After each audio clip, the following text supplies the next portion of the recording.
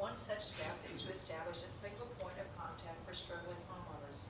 This will go a long way towards eliminating the conflicts and miscommunications between loan modifications and foreclosures, and will provide borrowers assurance that their application for modification is being considered in good faith. Another is to dramatically simplify the private loan modification process, which remains far too complicated. Modifications need to be put in place at an early stage of delinquency and should provide for a significant reduction in the borrower's monthly payment. Practices that have been shown to raise the odds that the modification will succeed.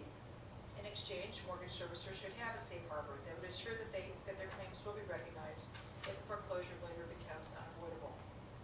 Servicers also need to make certain that their staffing resources and quality control processes are appropriate to the scale and complexity of their business. And second, lien holders should be required to take a meaningful write-down if the first mortgage loan is modified or approved for short sale. All stakeholders must be willing to come to the table and compromise if we are to find solutions to the foreclosure problem and set the stage for recovery in our housing markets. The FDIC has been working on a number of fronts in concert with other regulatory agencies to institute reforms in loan securitization that can get this market moving again by better aligning the financial incentives of issuers and servicers with those of investors and borrowers. First, we have updated our rules for safe harbor protection with regard to the sale treatment of securitized assets in failed bank receiverships. Our final rule, approved in September, establishes standards for disclosure, loan quality, loan documentation, and oversight of servicers. Importantly, the new rules require that the issue of servicer incentives be addressed in order to obtain safe harbor status. Servicing agreements must provide servicers with the authority to act to mitigate losses in a timely manner and modify loans in order to address reasonably foreseeable defaults to avoid the perverse incentives we see now when loans must be delinquent before they can be restructured. The agreements must require the servicer to act for the benefit of all investors, not any particular class of investors. And the rule also addresses a recurring problem in servicing, the obligation for servicers to continue funding payments missed by borrowers. Under most current servicing agreements, this obligation has the effect of accelerating foreclosures as servicers seek to recover these payments by selling the home. Our new rule strictly limits advances to just 3 payments unless there is a way to repay the servicer that does not rely on foreclosure. While the FDIC's new rule will help create positive incentives for servicing, it is by nature of our authority limited just to banks. The Dodd-Frank Financial Reform Law now provides a chance to improve incentives across the market, whether the securitization is issued by a bank or not. Dodd-Frank requires regulations governing the risk retained by any issuer of asset-backed securities. Those regulations may reduce the standard 5% risk retention for qualifying residential mortgages or QRMs that pose a reduced risk of default. Given the important role that quality servicing plays in mitigating the incidence of default, I believe that these new regulations, like our safe harbor, should address the need for reform of the servicing process. The many challenges we have faced in the past few years have taught us all the value of financial stability. During times of turmoil, there is a tendency to try to regain that stability by going back to old and familiar ways. But we know that the financial practices of the past led to excessive risk-taking, misallocation of resources, and a failure to enforce accountability.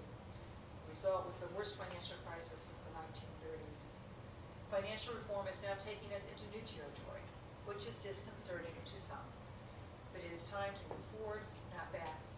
And we must do so with a clear sense that we can make our system safe only by making tough choices and ensuring that everyone plays by the rules. Washington, too, must mend its ways if we are to preserve financial stability in the years ahead. Total U.S. public debt has doubled in just the past 7 years to almost $14 trillion, more than $100,000 for every U.S. household. This explosive growth in federal borrowing is not only the result of the financial crisis, but also the unwillingness of our government over many years to make the hard choices necessary to rein in our long-term structural deficit. On Wednesday, the National Commission on Fiscal Responsibility and Reform released a report outlining some of the tough choices that we as a nation must make to rein in this borrowing and preserve our nation's credibility in the global financial markets. For now, U.S. government obligations continue to enjoy a uniquely favored status as a safe haven during times of crisis. But excessive government borrowing poses a clear danger to our long-term financial stability. In time is now for all of us to put aside narrow interests and develop a comprehensive long-term plan to restore our fiscal strength. Financial stability and public confidence are the foundation of our prosperity and represent consumer protection in its purest form. Let us work together as Americans to rebuild that foundation and secure our economic future for the broader public good.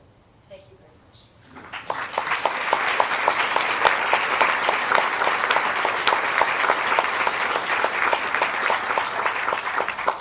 I'm happy to answer questions now. Please not from the press, but those of you who are attending. If you have questions, if you'll come up to the microphone, please. Bob Manning, responsible debt relief. Chairwoman Bair, I think all of us recognize the challenges that you have facing Wall Street and the initial issues dealing with restoring investor confidence with regard to the trust. And I think all of us applaud your courageous decision to promote a policy where second mortgages won't obstruct the modification. However, as we enter into a fourth year of a recession, the policy of manipulating the soft floor of the housing market with lower interest rates belies the reality of negative positions. And indeed, the bankruptcy court, while affirming your position about stripping off second mortgages and the Durbin proposal of the crackdown legislation earlier last spring that ultimately failed in the House, recognizes that we're not getting to the hard floor. What do you see in terms of making now the real decision, which is ultimately going to restore consumer confidence and investor confidence, of now taking the position that's basically arbitrated in the bankruptcy courts when these properties are liquidated through a short sale or through bankruptcy? Where do you see the FDIC now taking the next decision where there isn't going to be a